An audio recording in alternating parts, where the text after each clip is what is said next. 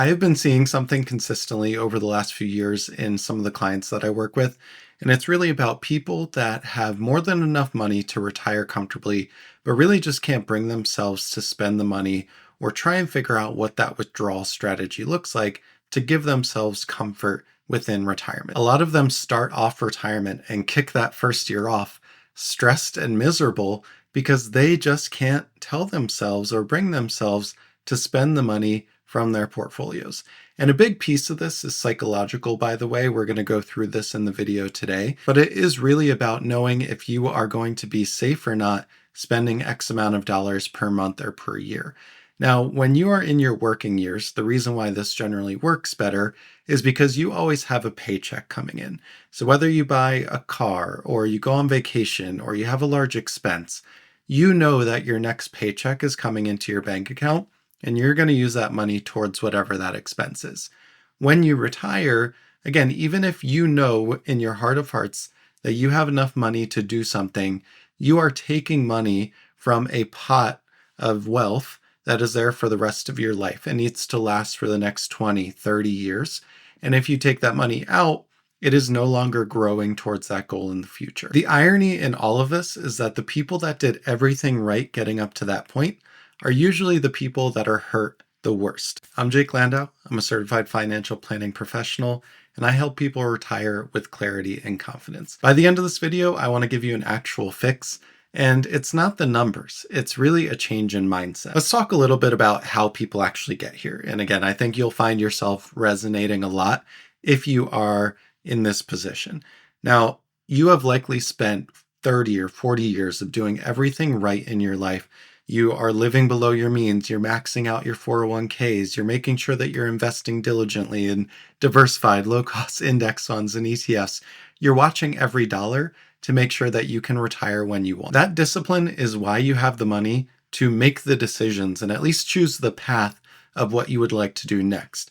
And it has worked. You should give yourself huge credit and a pat on the back for that. Then maybe you hit age 65 and you are starting to think about retiring and your job changes completely. And I'm not talking about your job like your occupation. I'm talking about your job as in spending money and living your life. For 40 years, the job was to save money. And now for the next 20 or 30 years, your job is to spend that money. But nobody really trains for the switch in saving to spending.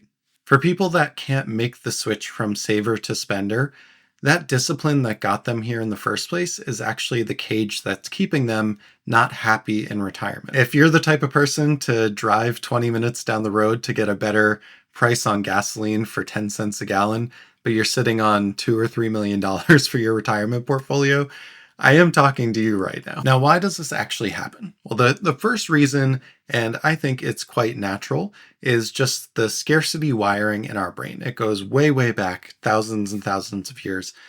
But it's really tied to how you feel about money and how you grew up with money and what your relationship is to money. Maybe you didn't grow up with a lot of money and you're worried about losing it all. Maybe you had a parent or a friend who got caught up in a scam or somehow made a bad investment or spent too much in their retirement and they needed to go back to work in their 70s or even their 80s. Those experiences are very real. And those experiences, if you see other people focused on them or being impacted by them, it can have a huge impact on your view of spending in retirement. This doesn't switch off, by the way, just because your balance gets bigger and bigger. I actually find that in financial planning, as the values in wealth grow, the fear of the size of the potholes and the mistakes that you make actually grow with it. And sometimes the stress doesn't go away just by adding $1 or $2 extra million. Now, the deepest fear, I think, for all of these clients is the fear of running out of money in the end. The idea of financial planning and the idea of retirement is essentially you are putting all of your financial goals and your financial needs into one comprehensive place to try and give yourself the best chance to essentially spend all of that money, but have it last for as long as you need it to. Now, the hardest part in all financial planning and anything that is built on assumptions is that you and I don't know when we are going to die. We do generally know what our spending goals are and what we want to spend our money on, Maybe it's also we want to leave X amount of dollars for our children or a charity. You can put all of that into a financial plan and try to stay on track as much as possible towards that. But at the end of the day, if you are in a position where you are potentially going to outlive your money, and we're not talking about, having $100 left or $10,000 left. If we're talking about having $2 or $3 million left and you haven't built into your plan that that's money that you want to go somewhere, generally you don't want to be the richest person in the cemetery. So I do get that the fear is running out of money. And at the same time, again, your job now is to spend that money. I think one of the biggest benefits of working with a financial planner or building a comprehensive financial plan is that you give yourself a sense of clarity and confidence in terms of what your actual financial life looks like and can look like down the road. If you are looking at your balance as a scoreboard, by the way, thinking about the numbers going up your whole life, and that felt like a game in itself, spending makes that number go down. And again, psychologically, seeing that number go down, even if you know and you've done the math and you've done the financial plan knowing that you're in a good position, that can be really hard still to actually take that money out of your portfolio, out of your bank account, and give to somebody else. Unlike when you're working, there is no boss, there is no manager to say this is allowed. And generally, when I'm working with people like this, my job, my value is saying that I give you permission to do this. But if nobody is there giving you permission and you haven't run a plan and you are worried about running out of money in the future, the default to all of this is going to be, no, I'm not going to spend. All right, now recall from a previous video that generally in retirement, you are not spending a specific amount every single year that goes up with inflation. You are actually doing something that's called the retirement spending smile. And what that looks like is when you retire, you are in your go-go years. You're at your healthiest, your most active. Maybe you're going to catch up on some travel. And as you get into your 70s and 80s, that spending dips by a lot. You don't necessarily have healthcare costs that are rising just yet, but you've really slowed down in the pace of life and what you're spending your money on. So you are high spending in those go-go years, and then those years dip. The money that you don't spend at 68, it does not vanish. It is still there for you in the future, whether you need it at 80 for a cable bill or whether you need it at 90 for some additional healthcare costs. Now, if I could leave you with anything from this video to help you change your mind or shift your perspective, I actually think that underspending your portfolio and your financial goals is in itself its own kind of financial failure. It just doesn't feel like one because, again, your scoreboard is either going up or staying the same. A big balance in your portfolio and one that's potentially growing exponentially versus your spending, again, can actually kind of be a sign of failure within your financial life. And actually, when I'm going through financial plans, if I have a client that is trying to get as close as possible to essentially 100% rate of success throughout their goals, I actually think that's a sign that they are not spending enough on themselves.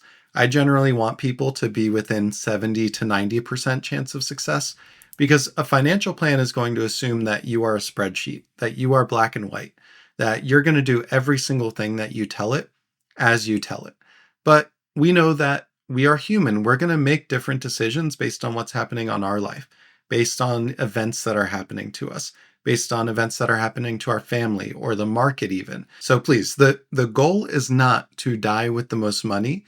The goal is to use the money to live your best life. Now, I have to say too, a lot of my compatriots in the industry for financial planners and even this audience on YouTube, generally they are treating the goal to be to not run out. But that's really half the battle because you need to spend on that goal to get there in the first place. The real plan and the real confidence comes from two different pieces. The first is generally you are here and you are safe where you are. Now, the second part is go live the life from this base of stability. Most people only get that first half and then completely white knuckle the entire last part. Okay, so the key idea here is that you have spent 40 years saving. You are not wired to spend this money now, but you do need a structure that does it for you and gives permission for you to do so. One of the best ways to do this I've found is to essentially build a paycheck from your portfolio for yourself. So after you define what your financial goals are and what your upcoming expenses are, and that enables your portfolio to continue to grow or do whatever it needs to do to last as long as you need it, you can essentially just set up a regular distribution from the accounts that you've defined as tax efficient, whether that is your 401k that is now rolled over into an IRA. Maybe you have a Roth or a taxable brokerage account. Set up regular distributions to go right to your bank account. And just like in the past, when you were a saver, you are now receiving these distributions, but you are the one that's paying yourself. You can also set guardrails for yourself. So set an upper limit and a lower limit on what you are spending, knowing that even in those higher limits, you are still putting yourself in a great position to be successful reaching those financial goals that you have. When you're inside those guardrails, you can spend freely.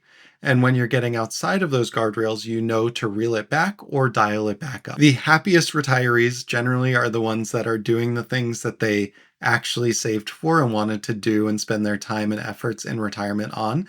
A lot of that is travel. So what I would just encourage you to do, or at least think about and consider, pre-commit to these experiences that yourself 20 years past would have been kicking you to do now. So book the trip, put the deposit down, schedule whatever that next thing is, and just go do it. The other way to help with this is to essentially create a fund or some separate bank account that allows you to, again, pay yourself from distributions, even if it's lower than you would in a normal distribution phase.